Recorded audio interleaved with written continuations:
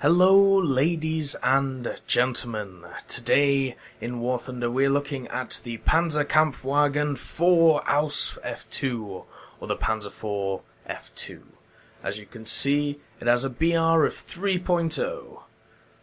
Here in the tech tree, it is the third Panzer IV that you can unlock, and it is the first one that you get a long barrel, which is always nice. I am doing realistic BRs here. Even in arcade, it is 3.0 as well.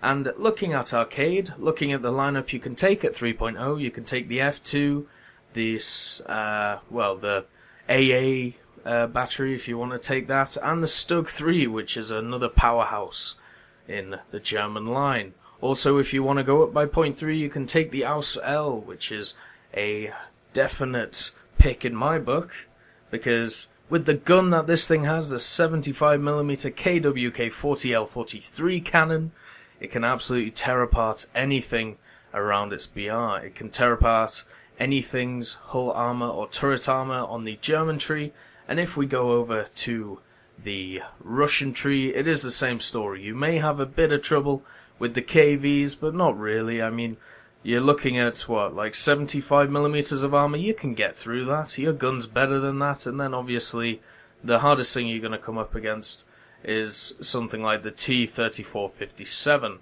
Obviously, there's a lot of stuff that can destroy the Panzer IV Ausf F2, since its main hull armor is 50 at the front, 30 at the back, and 30 at the side. Same with the turret, so it's definitely not well armored. But the gun definitely makes this tank. Now, when we look at modifications, what do we look for? The first thing that you really need to research is parts, because your turret will get knocked out constantly in this thing.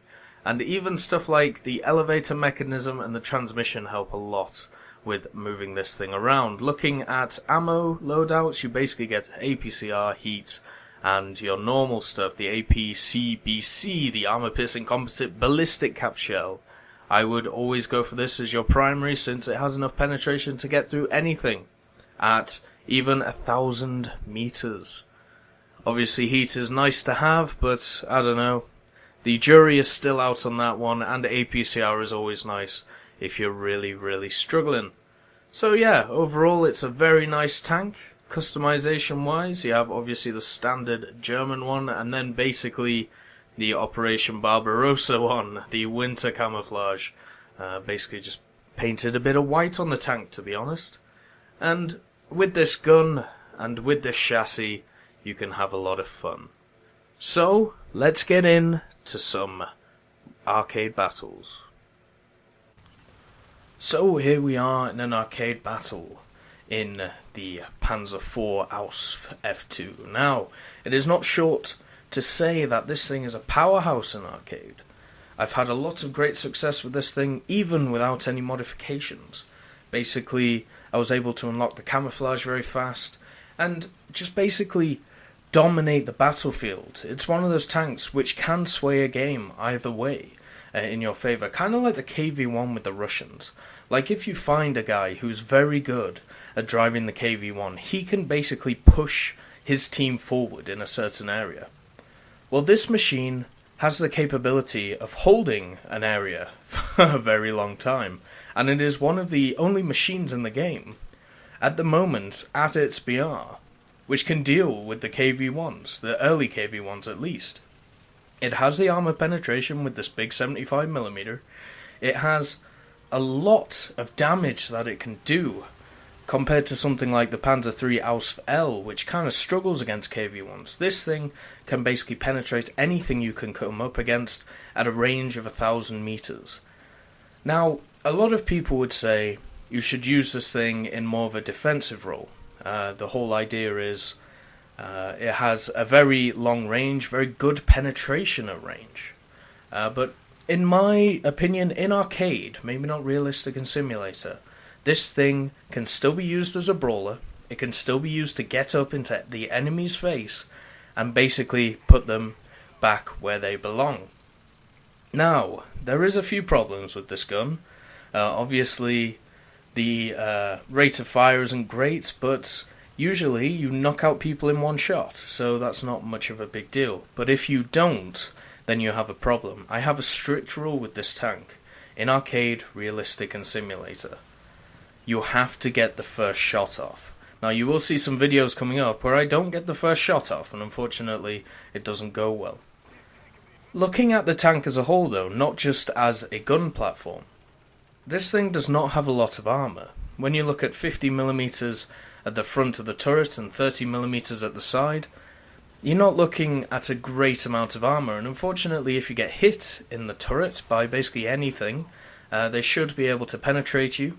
And also, you have to think of your crew. A lot of your crew are stationed in that top, and also the Germans, I said this in my Ausf video, the Panzer III video, their ammunition storage seems to go off like fireworks whenever you're hit. And because you don't have that extra spaced armour at the front of this thing like you do with the Ausf, it's a lot easier to take this out because of that. Like, you basically have to use this thing as a kind of tank destroyer. I mean, your gun is good enough to take out anything you come up against, but your armour is not good enough to take hits. Sometimes you will bounce armour, you do have a bit of angling here and there, but if you look at this tank straight on, especially the turret, it is a flat surface, and if anybody hits you in the turret, there goes your cannon barrel, there goes your drive turrets, your vertical and horizontal, there goes your cannon breech, and there goes your crew as well. So, obviously, in a lot of tanks, I would say against getting shot and getting hit, but in this tank particular, you cannot get shot.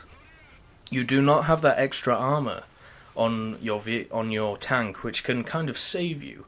You are in effect a glass cannon. Whatever you hit, you're going to knock out some components. You're probably going to kill them in one hit.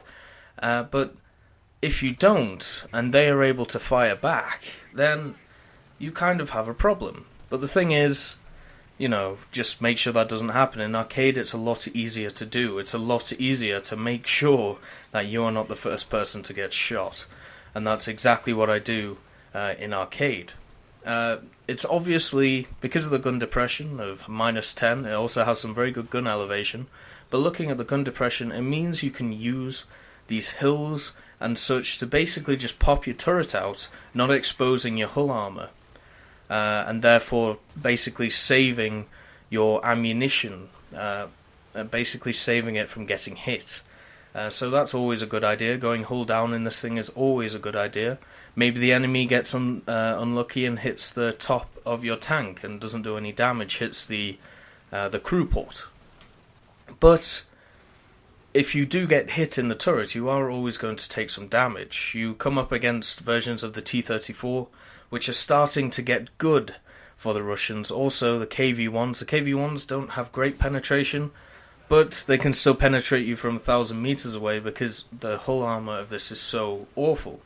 As I said in the Ausf video, I felt like the Ausf is kind of like the scout tank, the brawler, the go-forward tank. And the Ausf is definitely the support tank. It's there to support the Ausf.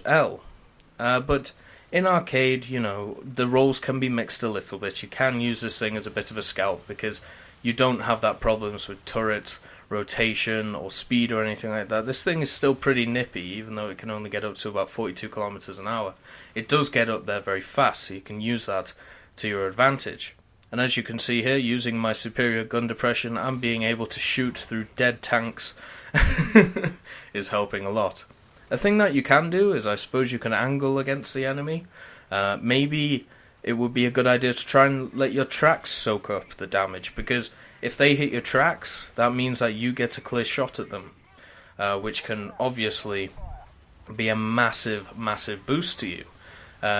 If they hit anything apart from your turret, you're doing well. That's the way I see it. But if they take out your turret and obviously take out your gun, which is very, very fragile at the moment, I'm not sure if it was like that in real life, but after doing some research, I am not convinced that the barrels of the German guns were this fragile. But, that's just my opinion. But as you can see, I can easily hold this flank. I can take out these guys, and I can knock out components.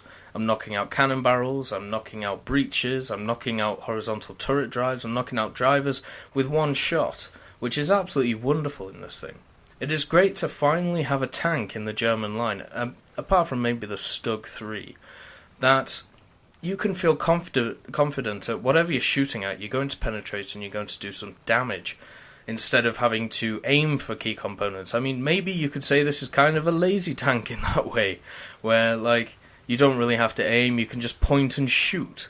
But it's still nice to have every so often. It's always nice to have that break of concentration, where you can basically just go, hey, look at my big gun, I'm going to plow it through the back of your tank, you know, and it's just nice. It's nice to have that penetration. Sometimes you will over-penetrate, but I will get more into that in the realistic and simulator battles. But overall, you are always going to do some damage. Obviously, aiming for key areas is a great idea, but you don't have to, which I think is great in this tank. Ammunition-wise, I usually, in arcade, just use the stock ammunition, because, to be honest, if you use the APCR or the heat I'm not convinced by, and the APCR it's going to over-penetrate and go straight through the tank. So the stock ammunition is the best for this thing. Has enough penetration and everything else. So, yeah, we'll get into ammunition types more in realistic battles. And anyway, let's get on to some performance testing. And so here we are in the testing phase of the review for the Panzer IV Ausf F2. So let's get started.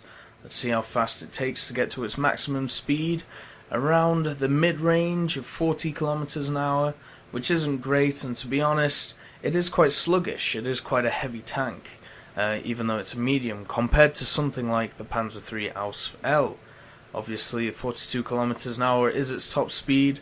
This is in realistic mode, if anybody wondered, and, you know, it takes a while, but it's not too bad. It's about the same as the Su-77M. Obviously, turning on the move is always a better idea than turning without. This thing turns quite sluggishly, but it does have 360 degrees of turret rotation, which unfortunately is very, very slow, as you can see. Also, pointing the gun vertically takes a very long time, getting it up and getting it down. Dun dun dun dun. So hopefully it doesn't get stuck on a rock or something, because then you might be kind of screwed. Ammo choices. We start off with the one that you start off with, which is APCBC, which is basically armor-piercing composite ballistic cap. So it's an armor-piercing round which has a ballistic cap on it. It's very good, decent penetration, going to basically go through anything that you're going to come up against. Maybe going to struggle against a KV-1, but that's okay, because what do we have for that? We have APCR, which is the fourth one here. Wonderful penetration, basically over 100 millimeters at a range of at least 500 meters, but the normal ammo is basically good to go. You don't really see many KV-1s, and if you do, it's very easy to hit the weak spots if you need to. You also have some high explosive shots, which, to be honest, are absolutely useless unless you're going after targets such as... Let's see if I can hit that guy. I think I just shot over him. If you're going after AA or something like that, not too good against something like a tank, as I'll show right here. Oh, the heat ammo absolutely destroyed him. Fair enough. You also have heat ammo, obviously high explosive anti-tank. The muzzle velocity isn't as good on it, so, you know, buyer beware when we get into stuff like that. Basically, if you're good at shooting with it, good on you. I'm not too good at it. I am getting better, and to be honest, its effects are kind of lost on me. I prefer the AP rounds. With APCR, you do get 940 meters per second of, you know, straight shooting. With the normal stuff, you get about the mid 700s, so it's pretty accurate when it wants to be. Great penetration as well. As you can see, even with the normal ammo, can put a shot straight into the side of that T-44 and completely wreck it. So this gun is definitely good enough to take out anything, and even above what you will come up against, which is always nice to see. I think historically this gun actually fired APCR rounds at 990 meters per second, That's just my findings. I might be completely wrong, but that's what I found with my research. So maybe that needs to be changed. We shall see in the future, but 940 is still good enough to basically penetrate anything. The main problem you may have is over-penetrating, because this gun does have a lot of penetration, and there have been a lot of threads on the forum talking about the idea of over-penetrating, going straight through the target instead of just hitting it. So, gun depression-wise, 10 degrees, which is absolutely wonderful. It basically means you can roll up to a ridge, point your gun down like this, and then just basically look over it. So basically only exposing your turret, even though this thing does have a very big hull, as you can see. All you really have to do is expose your turret if you're a good enough player can get into a position like that. The problem is, when you look at the armor of the turret, you have 50 on the front, 30 on the sides, 30 on the back. The hull armor is around about 50, which isn't great. I mean, it's actually pretty shoddy when you think about it, and kaboom, there goes that guy. So this tank is definitely kind of a glass cannon, but it can be forgiven for that because of this gun. Gun is absolutely wonderful.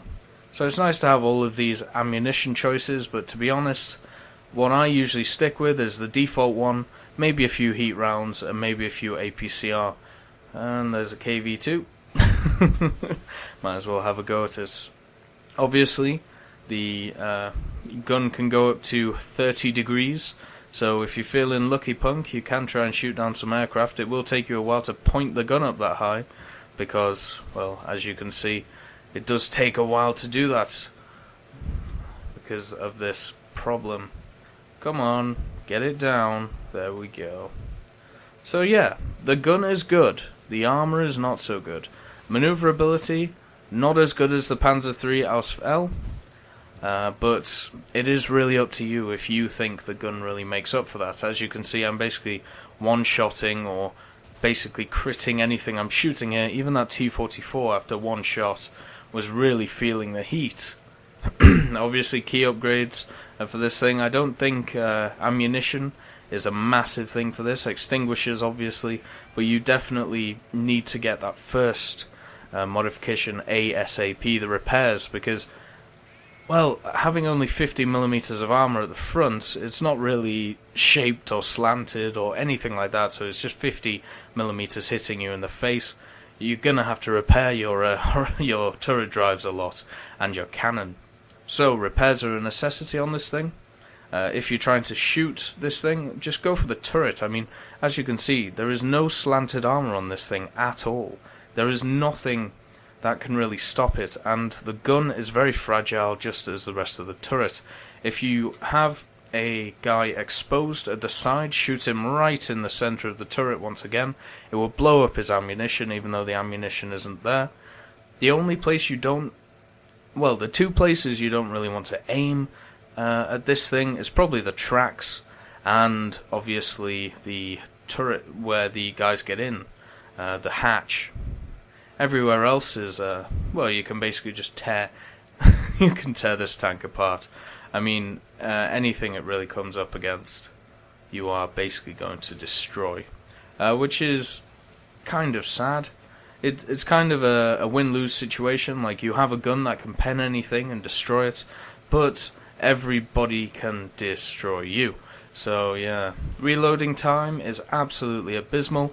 When you actually look at it, it's very, very slow, but the thing is that gives you time to maneuver in and out of position, and as long as you don't get charged, you should be completely fine. If you do get charged, well, if you get yourself into a position like that, you shouldn't really be in a position like that, but if you do, that's probably the only time you're going to struggle in this thing. Obviously, as I said before, turret traverse is pretty shoddy in both ways. I don't think I can penetrate an IS-4M with this, which is kind of sad. But yeah, the 75mm Kpfw IV is absolutely wonderful in every respect when shooting targets at its BR. BR of 3.0, you can definitely come up against some tough opponents. Obviously the KV-1s come to mind, but you can penetrate them, you can hurt them, you can do some damage to them, which is all you can ask for when driving a tank. So yeah, so basically use the gun as much as possible, don't get hit, all the natural stuff, and keep penetrating and keep hurting things. Get that killer shot straight away. So, let's get on to some historical fact-finding. So after doing some historical fact-finding on this tank, I found some interesting stuff about it. Basically, on the 26th of May 1941, a few weeks before Operation Barbarossa was supposed to be first carried out, basically that was the invasion of Russia.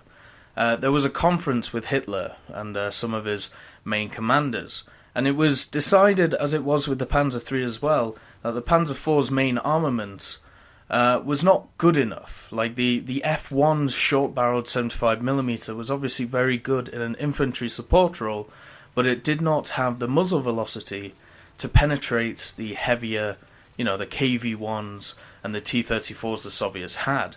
So it was decided to actually integrate a 50mm gun, the Pak-38 L60, into the turret of the Panzer IV. So the one which is actually on the Panzer III, which is the Ausf.L, which is quite interesting. So basically the first prototype of this was delivered on the 15th of November 1941, so pretty quickly. But then, once the Germans actually got into Operation Barbarossa and the invasion of Russia, they came across these Soviet T-34s and the KV-1s and realized they needed a better anti-tank gun. The 50mm or even the old 75mm were not good enough against these. They did not regularly penetrate them enough to be classed as very good guns. So the Panzer IV was upgunned again, from the 50mm to basically this gun which was let's see if I can get this right, Rheinmetall's pending 75mm anti-tank gun design. It's 2.95 inches, obviously that's 75mm, and it was later known as the 7.5 centimeter Pak-40 L46. But this didn't really fit the Panzer IV. The recoil length was too great for the tank's turret, so the recoil mechanism and the chamber of the gun had to be shortened.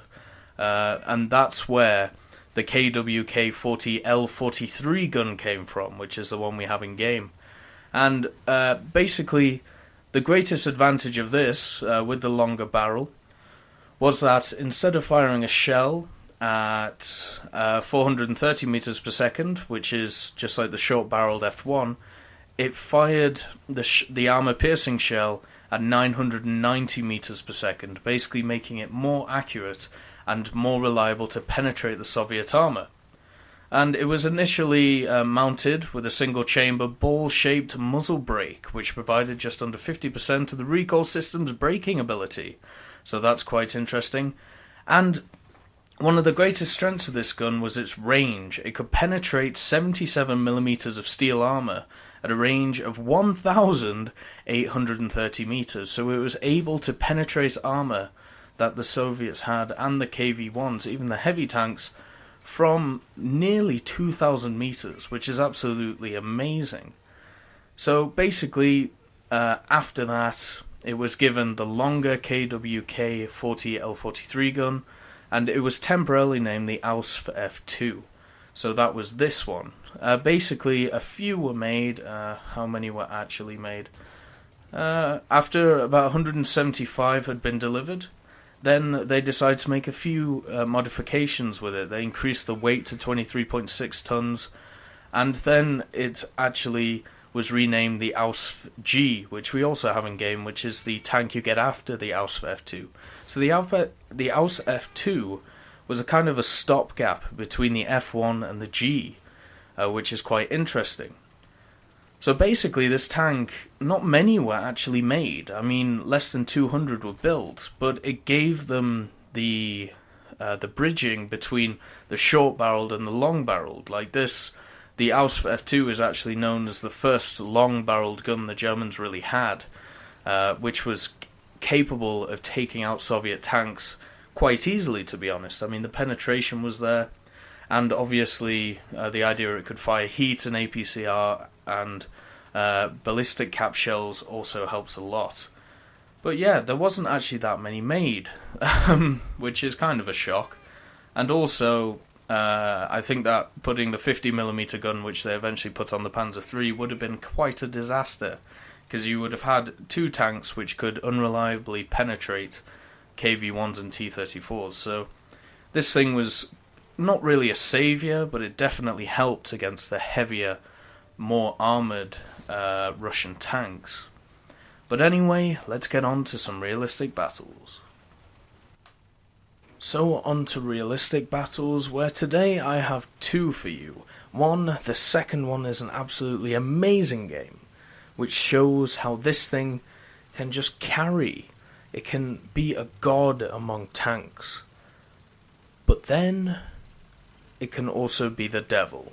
The problem with this tank is it relies so heavily on its gun that if you don't get the first shot off, if you don't do some damage to the enemy, like let's say you score a hit but then it glances off, only giving you a hit marker and not hurting it, then you're really going to struggle. Another thing that I've noticed with this tank in realistic is the fact that its vertical maneuvering of its turret is very, very slow.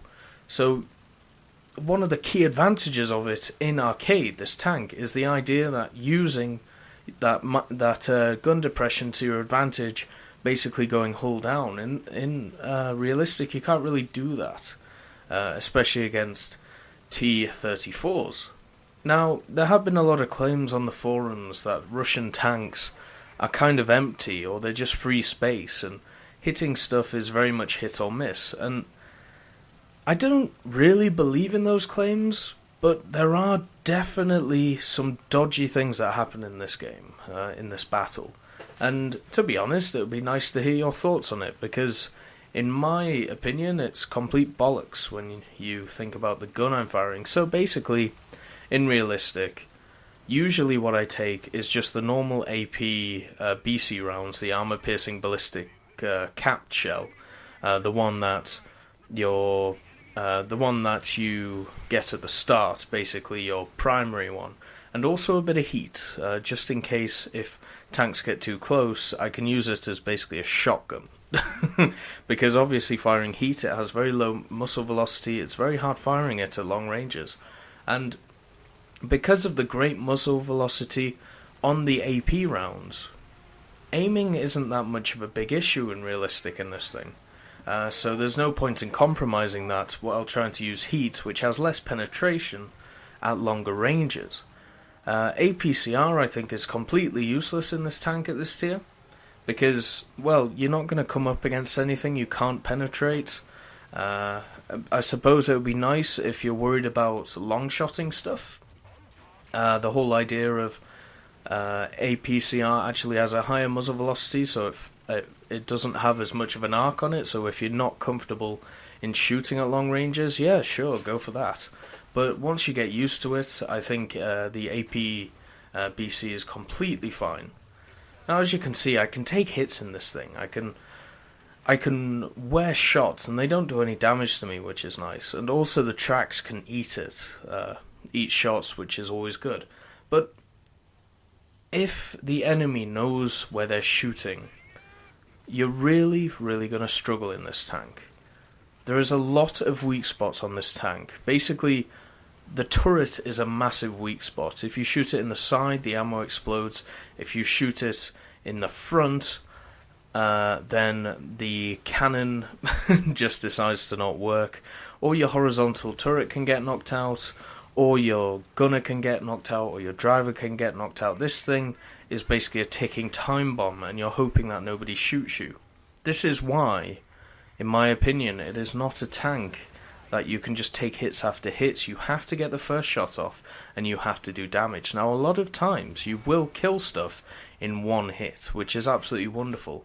But on those times where you don't, you still want to do damage. You still want to hurt them, so they can't come straight back at you with a penetrating hit. Because, well, 50mm of armor, it's not going to do a lot, is it? Especially against the T-34 57 and stuff like that. The bigger T-34s that we run into. Obviously the 1941 and stuff isn't too bad, but once you start getting into problems and things with higher tier T-34s, then it becomes a problem. Now, if you were watching and you looked at the shot before that, I shot it right through the driver's hatch. Now, if that was fair, I want to know how the driver was not blown apart by that shot. All I got was a hit. Now, this is where people keep saying that T-34s are empty tanks, because you can shoot weak spots where the crew is supposed to be, and it doesn't do anything, just like that shot there. I shot the driver's hatch. The whole point of a driver's hatch is so the driver can see. I obviously penetrated because it gave me lions and RP, but the driver is still standing. Now, you could say, oh, it may have not, exploded in the tank or something, and there goes my ammunition. But what my counter to that would be, well, so what? I shot it straight into the driver's hatch. That would mean that the driver would have been there, so it would have to have gone through him, even if the shell didn't explode on impact. I don't know. And then I get one-shotted, because obviously 30mm of armor is just not good enough. There's no sloping with this tank. There's no real reason to angle it. The only real reason to angle it in realistic is if somebody is stupid enough to shoot you in the tracks. Otherwise, there isn't really much point. Obviously, your tracks do take up a big part of your side armor, and I'd rather get hit in the tracks than, hit in the side. But when you're coming into this level, you are talking about a BR of 3.0. You are talking about tankers who are starting to get a grip on what they're doing. And, well, as the Germans in realistic, I don't seem to have a lot of success. Not down to my own personal, performance. Just the team just falls apart. Like, we all go to different areas. It's much more of a solo effort, where with the Russians, all it takes is one tank to lead the charge, and there you go. Like, it beggars belief, sometimes. But the thing is, I put in an artillery barrage, a very defensive artillery barrage right there, because I know that he is going to be around there, and if he's not around there, he's going to be on the top of that hill. So I will be able to get the first shot straight into him. As I said, the vertical tracking of this cannon is really annoying, but if you get into a decent position and are able to aim upwards, then it's completely fine. The problem is you have to get into that position. So I know where this guy is. I know where he's going to be. I can get the first shot off, and that's exactly all I want to do. So, what do? Line up my target, hit him, target undamaged. A what? Target undamaged into the side of a T-34. And then I just get a hit straight through the center of the turret, which should have at least taken out his commander, his loader, his gunner, and everything else. How do you hit the side of a T-34 and nothing happens? You could say it bounced off. I would disagree, since I have over 100mm of penetration. I don't know. Well, anyway, on to the good match. On to the match which shows that this thing can be a beast, instead of on that last match, which just annoyed me. Facing T-34s can be a bit of an annoyance as the German team, definitely. Facing KV-1s, that's alright. Taking KV-1s out is like child's play. Just shoot them right in the side of the turret, or even shoot them in the cannon barrel, and then they're screwed, which is always nice to see. A big thing you do kind of have to watch out for in this tank is obviously tank destroyers. The Su-122, the Su-76M, if they get a decent shot into you, then obviously you are going to struggle, because they are going to pen you and they are going to hurt you. But the thing is, anything can pen you in this game. But when you look at the Su-122 with that high explosive 122mm howitzer, that's going to kill you in about one hit. If they're aiming right, and if they're good at aiming, you're not going to survive no matter where you're coming from. Now, the nice thing, I suppose, about this tank is it does have ways for the crew to get out if the tank is burning. Obviously, in War Thunder, that doesn't matter. And because your ammunition explodes before the crew gets out, it doesn't really matter. Obviously, in real life, it was a nice touch. In War Thunder, not so much. They obviously want to show the blasé of the turret popping off and the fires everywhere. I would like to see stuff like maybe my crew trying to get out, stuff like that. That would be quite interesting. Once again, target undamaged. I have no idea how that didn't pen. In my opinion, there isn't any place on a Russian tank where this gun should not be able to penetrate. But it is able to. Maybe with the slanting of the armor, maybe if they're above you, maybe it could bounce off, but it beggars belief. It beggars belief. Hitting the side of a turret and having the shot glance off. I just don't know. But there is a lot of talk on the forums, and even Jingles did a video on it talking about the ammunition types. A big thing I took away from that, and took away from other forum posts, is that APCR obviously isn't that good. APCR, especially on this tank, at 1,000 meters you have over 100 millimeters of penetration, which is wonderful, but at close ranges if you use it, the APCR round is just going to go straight through the target and not explode inside, so that's a big reason why I don't like using it.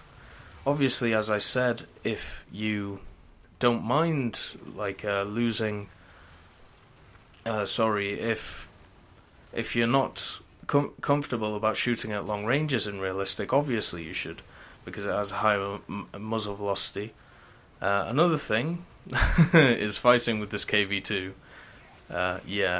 It kind of sucked fighting this guy because he kept creating a cloud of smoke in front of him, so I couldn't see him. But he was an AI, and he kept just shooting his little arse off. But this shows that you can easily pen a KV2. Quite easily, just shooting anywhere at it. It is definitely a point-and-shoot gun, and even though aiming does help, obviously, firing at major components and going for weak spots obviously helps. If you're in that clutch situation where you do have to get a shot off, you are able to, and you are able to do it quite easily. Now, a big problem in my book with this tank is, in realistic, is the idea of fighter and aircraft. Basically, this thing, with its hardly any armor anyway, it kind of struggles from up top. I mean, if you have an IL-2 going after you, you are going to struggle. I've been one-shotted by a Yak-9T, basically knocking out my whole crew with 137mm shot. All I heard was a ding, and the whole crew was knocked out. So yeah, there is stuff like that. And this, I don't know what this SU-122 was doing, but he did give me his side, which is always nice for me.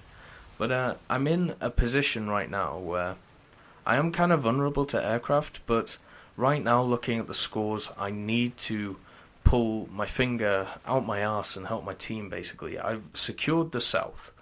I can easily look over the battlefield now and use that to my advantage, so that's exactly what I have to do. Now, when I say the armor is bad on this thing, it can still bounce shots. I mean, there's nothing special about the Russian guns at this tier. They're not crazy. The only one that I'm kind of scared of, obviously the SU-122, but firing that is very tough. But the T-28 has this high explosive shell, which, if hit your tank, can basically just destroy it in one hit. It's very, very good ammunition. And but the T-34s, as long as they don't hit your ammo, you should be alright. Obviously, a horizontal drive gets taken out quite a lot, but apart from that, you're doing alright. You can eat some shots. Sometimes, this game, obviously, there is some RNG involved, so taking hits can be nice, and then other times you get flattened in one hit. But basically taking out AI, showing that you can easily take out AI with this thing. You can easily take out any tank in the game, just plant shots into its side or even its front. It is definitely a tank where you can engage stuff frontally, as long as you get the first shot. With the Panzer III Ausf, I would even say getting into a position and getting fired upon to get into that position may be worth it. It may be fine. But in this thing, no, you can't do that. You can't get into a position and while getting fired upon. You have to basically kind of have the element of surprise. Now, as you saw, one hit from that T-28 and he takes out my horizontal drive, and that's going to happen a hell of a lot in this tank. You're going to have a lot of instances where basically you're going to be left helpless, and this is where your team has to come in. They have to either protect you or they have to push forward without you.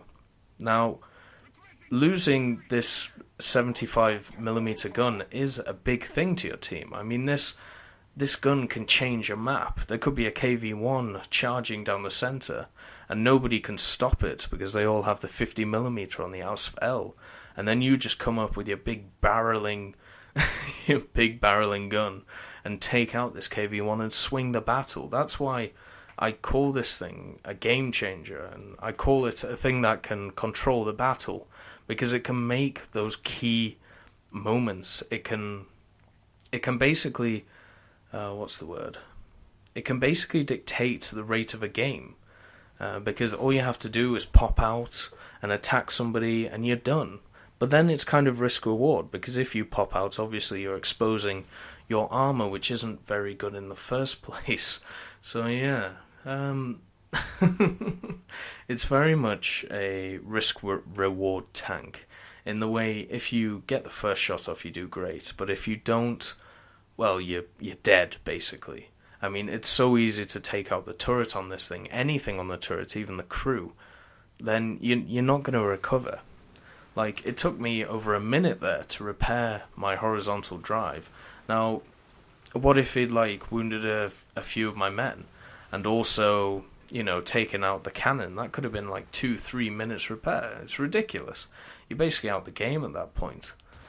But in the position that I'm in right now, I can basically dictate the pace of the battle from this position, use my gun depression to do really well, and this T-28 can keep blasting me all he wants. He's going to struggle even hurting me, which is always nice. Now, I am penning him, but once again, it's not doing what I would want it to do. Obviously, I'm not lining up my shots for weak spots and things, because I know anywhere on the T-28 I can hurt.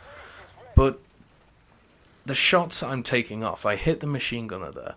Now, I know where a machine gunner is on a T-28, so it should have taken out of the stuff, but that's not how the game works. And basically there I completely immobilize him and take him out, which is always nice to see. That's the kind of shots you want to see in this thing. You want to see taking out multiple components.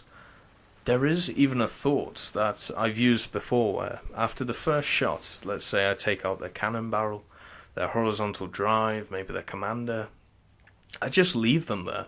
I don't even bother shooting them a second time, because the thing is, it'll take them longer to repair than get wrecked and respawn and come and find me again. Now, it is up for debate in realistic if respawn should be allowed, and to be honest, in my opinion, no, it shouldn't. But it is, and we have to deal with it. The Ausf.B gets 2 respawns, which is good for a medium tank. I mean, that's basic for a medium tank. So, you basically have 2 chances to take out that KV-1, or 2 chances to hold a flank against people.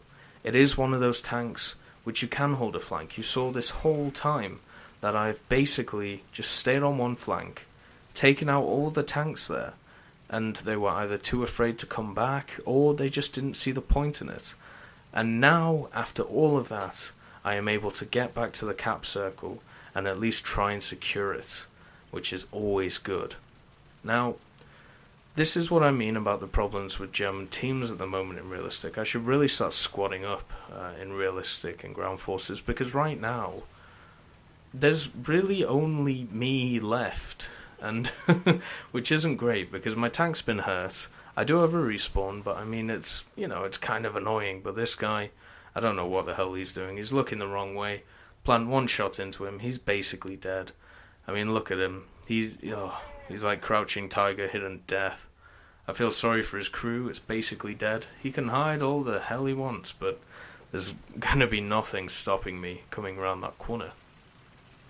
Now, as I said, this thing can basically changed the tide of a battle.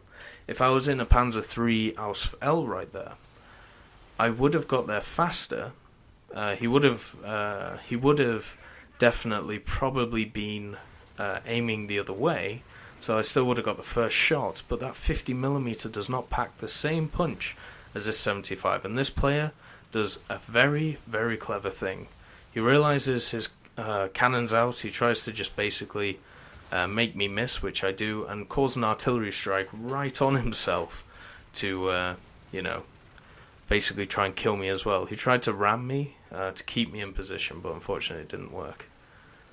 The only problem with this play, I have secured the cap, but the enemy knows exactly where I am, and unfortunately, because there aren't many Germans left, well, there's not much I can do about it. I have put my armour in a position where if somebody comes over that hill, they do have a more chance of hitting my tracks than anything else, and that is your only failsafe in this tank when somebody is shooting you. If somebody shoots you in your tracks, you're alright. You can survive. It doesn't do anything to your crew. It doesn't really do anything to anything. I mean, you get immobilized for a bit, but I would take that over getting everybody wounded in the top of my turret compared to that. But basically, I'm hanging on for dear life here. There is not much I can do in the way of winning this battle, except for securing this point, making sure the enemy doesn't take it, because right now, we're actually winning on tickets, weirdly enough. Just by a little bit, but just enough. And if I can stave off what is coming at me, then we will win. But the problem is, as I said before, this tank needs support. It needs a... And as I was checking the leaderboard, hello Mr. T28. As I said, that ammo that it holds, wow, it's brilliant. But I can respawn, and because I know exactly where he is, I can get him into a position to kill him. But as I said, this tank needs support. It has a big gun, but it needs a spotter. It needs scouts. It needs people to help it out. And without that, you have to engage at close range, which is definitely where this thing does not excel. This is a long-range tank.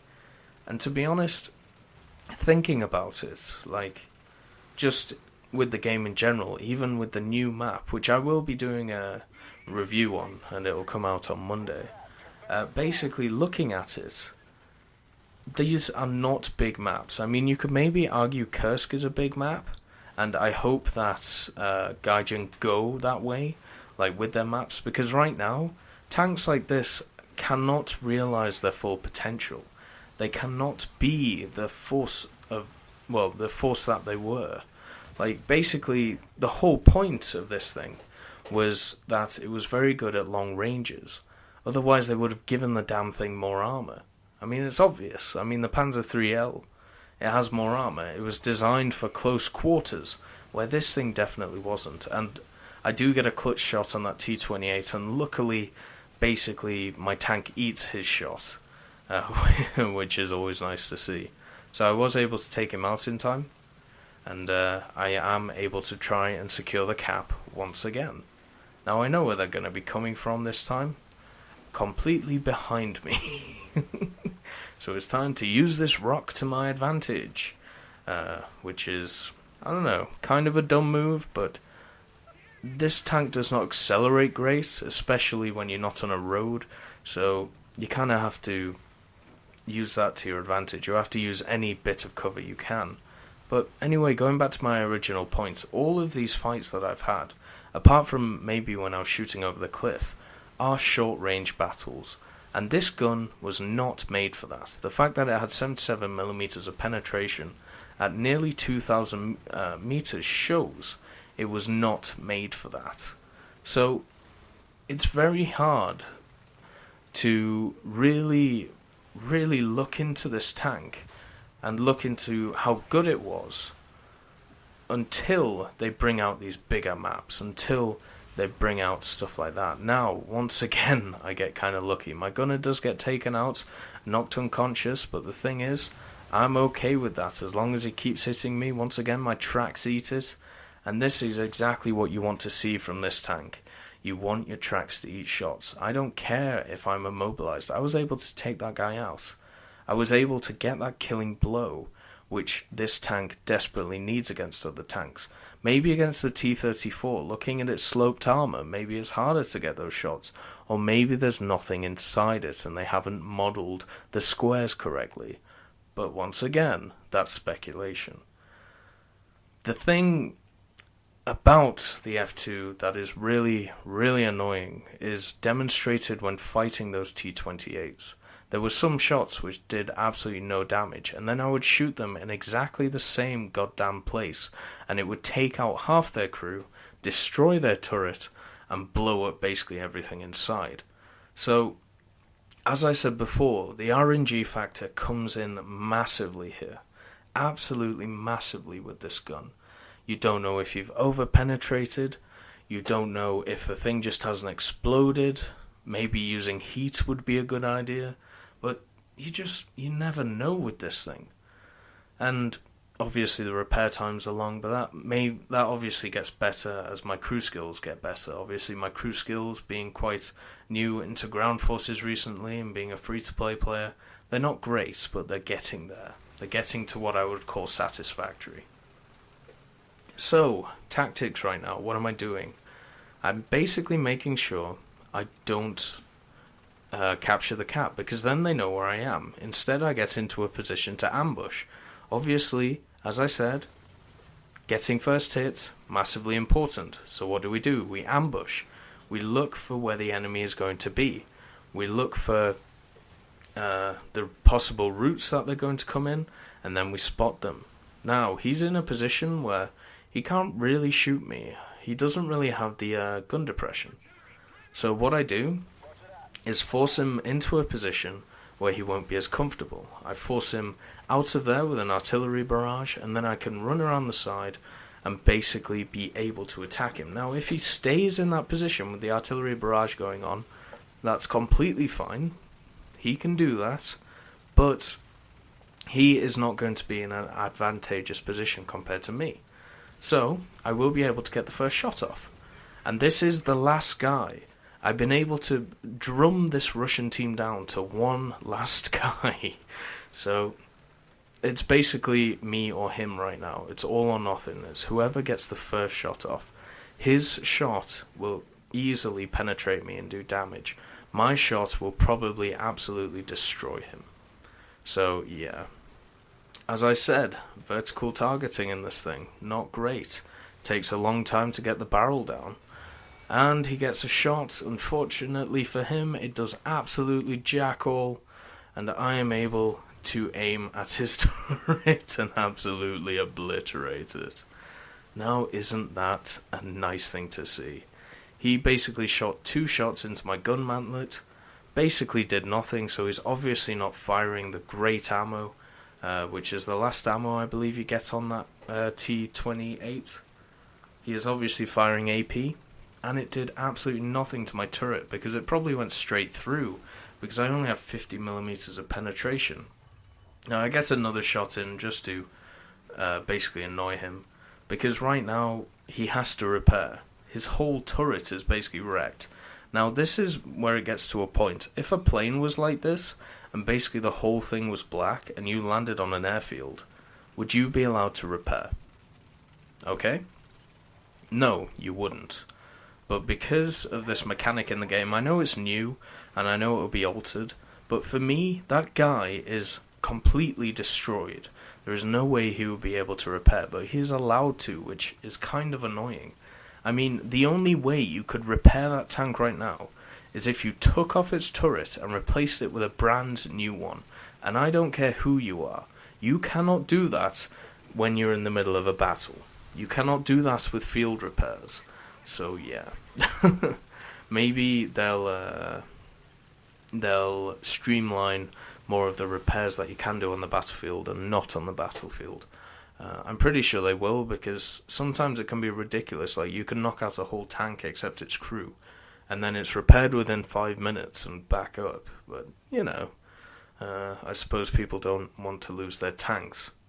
But as you can see, I have basically been able to clutch victory from the jaws of defeat. My whole team got absolutely massacred in this match, and because I was able to take out everybody from the south with this big gun, bounce a few lucky shots, I will agree, but also take out these T-28s and the T-34s, which were annoying me, and only take, minimum damage. Now, without the respawn mechanic in this game, obviously I wouldn't have been able to get my second Ausf.B, but also the enemy wouldn't have got their second tanks as well, which is something to take into account. And, well, I don't know, it obviously would have panned out differently, but it is nice to see this gun working as intended, working as a one-shot machine. There is no reason for this gun to not do as well as it is on paper, to basically kill anything in its sight with one hit. It is basically just a Pak 40 gun. I mean, it's completely ridiculous. It should be able to absolutely massacre anything in its path. I mean, it came out in, 1941? And it's facing stuff from 1943 and still blowing them apart. That's just amazing to me. And it's nice to see the Germans have some real firepower at 3.0 to deal with the T-34s, to deal with the KV-1s. Now, that's not saying the Panzer III Ausf.L can't, but it does make it a lot easier when you have this big gun. Let's not beat around the bush here. I mean, you're basically trading armor for a big gun. You're also trading maneuverability for a big gun, in a way, because obviously this thing is slower by about 10 kilometers per hour, and also acceleration. This thing is actually quite heavy when you think about it. But, that's not too bad. It depends what situation you're in. Obviously, a lot of tank games in ground forces are very situational. Sometimes you need a bigger gun. Sometimes you need that maneuverability. But luckily, in this match, maneuverability wasn't a big thing. I suppose because the maps are so small, maneuverability is not such a huge thing compared to a huge gun. But if the maps were bigger, the maneuverability would play a bigger part, and so would having a bigger gun, because obviously without muzzle velocity, you could fire very, very far, very, very accurately. But then again, I suppose the Russian tanks would struggle, so I'm guessing Gaijin will never do that. Ha ha ha. Obviously, weak spots on this tank in realistic. The back of the turret, the side of the turret, the side of the armor, the front of the armor, the back of the hull. Basically, everywhere is a weak spot. Anything can pen you at this level. It is kind of like a glass cannon, which is why I think it's more of a tank destroyer. Obviously, this gun was designed to be an anti-tank gun. Was not designed for an anti-infantry gun. The Ausf.L was designed for obviously supporting infantry and attacking tanks, where this thing's sole purpose was to take out KV-1s and early T-34s. That's what it was designed for, and that's what it's great at. So the guy gets wrecked right at the end, but we do have more points. He basically wrecked himself, so I won't get the kill. So screw him for that, but that's okay. I still did pretty well. And I was able to put the team on my back and win, which is something you can't often say while you're flying or while you're driving a tank. There are some planes and some tanks in this game that I've found that you can basically just win a game by yourself. And in the right circumstances, as you just saw there, it is easily done in the Panzer IV Ausf F2. But obviously in different conditions, maybe the T-34s decide to rush me, then I would struggle. I would really struggle. And then they could take advantage of that. But they didn't. And situationally, this is obviously a brilliant tank. So, let's get on to some simulator battles. So today for you, I only have one simulator battle, because after playing this thing over and over again and not getting the Kursk map, basically, the way I see it, this thing acts very similar to how it does in realistic. There's not much difference between its performance in simulator compared to realistic. It's a bit slower, its turret traverse is a bit worse, which is a real problem that I've come to realise. Like, for me, this is predominantly an arcade machine. It's very good in arcade, it has a very big gun, it's good at arcade, it's good at locking down areas. In realistic, you can do the same thing, but to a lesser effect. In simulator, it's exactly the same, but less once again. Because of that turret traverse, you aren't able to react fast enough to changing circumstances, and because the maps are too goddamn small, you cannot use the range and the accuracy of this gun to its full potential. Now, I was trying to get on Kursk to try and show this, kind of like what I did with the Su-76M, and show its true potential as a long-range, good tank. But the problem is, after playing for 2 days, I didn't get a single Kursk map, so yeah, go figure. I don't really know what happened there. But the problem is, in simulator, is that you come up against T-34s. T-34s are literally better than you in every way, because you don't have enough armor on your turret. If this thing had a little bit more armor on its turret, I think it would be a hell of a lot better. The problem against a T-34 is this. You can bounce a shot off a T-34 for some weird, no apparent reason, but the T-34 will never bounce a shot at you. And in simulator, you come up against players who know where to shoot tanks. And the thing is, you shoot this thing in the turret. That is its major weak spot, and it's always going to be uncovered. It's always going to be there for you to shoot at. And that is why this thing has a problem in simulator. Not saying the players are too good or anything, it's just the turret is too flimsy. It seems to be made out of paper in simulator. Once you get shot, somebody gets knocked out, or a component gets out, everybody gets wounded in the turret, or, failing all of that, your ammunition explodes and your tank is dead.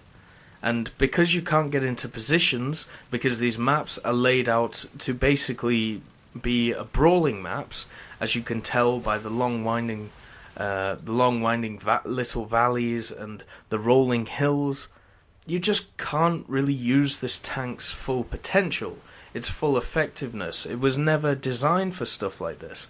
As said, it could penetrate 77mm of armor at nearly 2,000 meters. Do you think this was designed as a brawling tank? No, of course it wasn't. So, using it in a brawling way against T-34s, which were known to basically, you have to get close to the enemy to penetrate them, especially against Tigers. And you're putting this thing at a close-range battle against a T-34, who can reload faster than you, who can basically do everything faster than you. The only real difference between this tank in simulator and realistic is that this thing, when it fires, it has a huge smoke cloud and a huge muzzle flash. So if the enemy doesn't know where you are to begin with, they'll know exactly where you are once you fire, which is why it is definitely needed to get that first shot off. Once again, you can bounce shots, as shown there on the turret, but most of the time, that's not going to happen that much. And against T-34s, you don't really have a chance. KV-1s you can deal with, that you can shoot through them like butter and really hurt them. T-34s, 57s, no, you can't, because they can penetrate you, they will always get the first shot off, and they just are faster. They're faster at everything, and as you can see, my bloody gunner gets taken out once again, and I can't do anything. I'm stuck here. Like, if this was a long-range map, I could just go backwards, and yes, he can just do this. I don't know how I missed that shot, I'm pretty sure I didn't, but there you go. Anyway, on to the final verdict. And here we are in the final verdict, where I'll be discussing the strengths and weaknesses I believe the Panzer IV Ausf.F2 has. So let's get into the strengths. It has the best gun at its BR. At a BR of around 3.0, there is nothing that really contends with it in tank form. Obviously, Tank Destroyer, they do kind of contend with, but I still believe this 75mm is the best gun at its BR. It is wonderful. The turret will randomly bounce shots, causing no damage. Even though you have only 50mm of frontal armor and 30mm on the side and back, for some reason, maybe due to angling, the turret bounces shots sometimes, which is always nice to see. The muzzle velocity is brilliant for the AP shells the gun fires. This makes accuracy in realistic and simulator modes very good. Obviously, higher muzzle velocity means less of an arc of fire, which means that aiming is a lot easier, and that can be crucial in long-range battles, especially when you're facing T-34s and KV-1s. It has all the different types of ammo you would ever want when facing an opponent. Well, you have the standard APCBC, which is basically a very good all-round shell, APCR if you're worried about not being able to pen at long distances, and of course heat ammo. Everybody loves the high explosive anti-tank ammo, which seems to do its job pretty well. You have the ability to control the game to the point of changing a definite loss into a surefire win. As you saw in that realistic battle, I was able to basically turn it around for my team and win it for us. Now, I am not confident I could have done that same thing in a KV-1 or even a Panzer III Ausf.L.